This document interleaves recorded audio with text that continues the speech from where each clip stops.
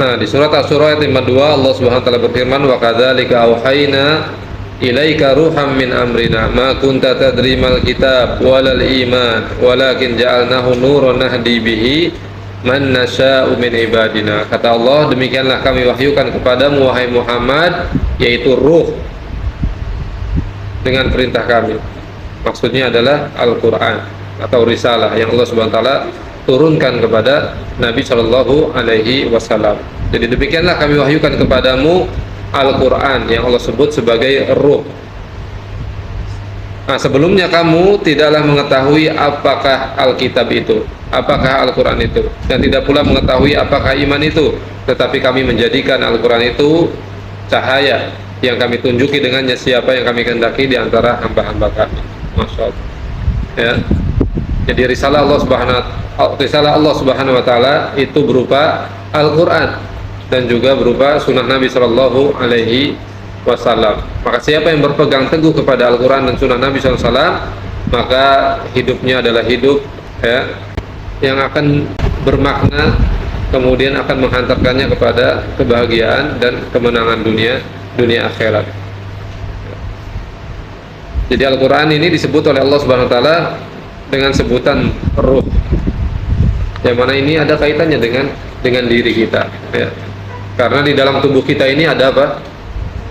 Ada ruh, ya. Jadi jangan sampai kita hanya perhatian kepada jasad kita. Ketika kita makan, minum, ya, itu asupan untuk jasad apa untuk ruh? Untuk jasad kita. Karena kita hidup di dunia supaya kita bisa bertahan hidup, ya, kita difasilitasi oleh Allah jasad ini, maka kita berikan asupan untuk jasad ini berupa makanan, minuman, yang baik, yang bergizi, yang halal.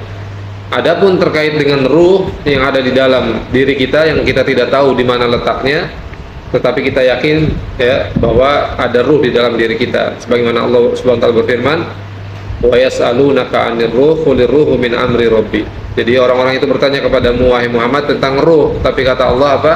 Ruh itu adalah urusan Allah Subhanahu wa taala. Jadi rahasia Allah. Wa ma utitu minal ilmi illa qalila, dan tidaklah kamu diberi ilmu kecuali hanya sedikit saja. Jadi banyak hal yang kita itu tidak tahu, tidak kita ketahui, ya, termasuk masalah ruh ini. Kira-kira ada nggak profesor atau doktor yang sudah meneliti tentang ruh kemudian dia tahu? Tidak ada. Ya, jadi ruh itu adalah urusan dan rahasia Allah Subhanahu wa taala, dan kata Allah, tidaklah kalian diberi ilmu kecuali hanya sedikit saja. Ini menunjukkan banyak sekali hal yang kita tidak ketahui. Dan ruh kita itu asupannya adalah risalah Allah Subhanahu wa taala yang Allah wahyukan kepada para nabi dan rasul, ya. Terutama kepada nabi kita Nabi Muhammad SAW, maka yang dibawa risalahnya itu adalah Al-Quran, yang Allah sebut Al-Quran itu sebagai ruh, ya, yang ini menjadi asupan bagi ruh kita yang ada di dalam jasad kita, ya.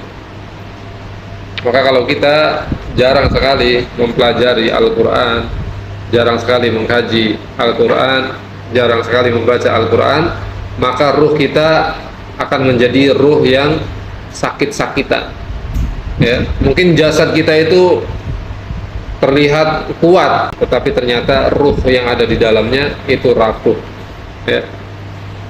Tidak pernah dikasih asupan. Waliyadzubillah.